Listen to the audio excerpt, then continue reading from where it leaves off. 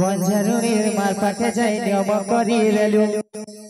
गला गला जक तोर हेमी बोली के कथा कई रेलु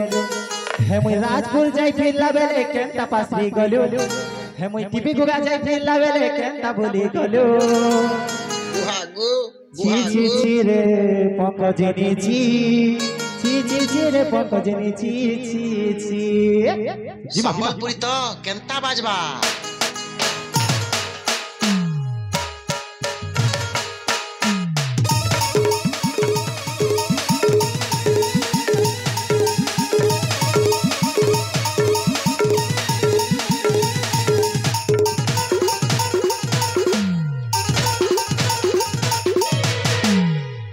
ची रे नानी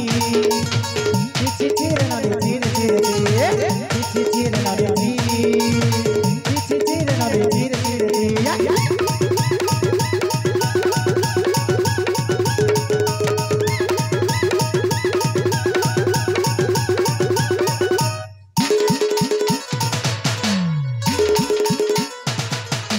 सरते दिन और संगरवा करे खाजल नहीं रेलु और वंजानु में मार पाने गए नियम पर रेलु और गला गला करे बोले कला करे रेलु राजपुर जाई फिरला वेले केंता पासे गलु टीवी गला जाई फिरला वेले केंता पासे गलु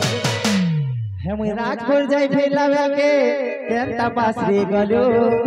हे मुई टीवी गला जाई फिरला वेले केंता भूली गलु लकी पक्का बोल तुम भांजी भूली गला पूरा ची रे नानी ची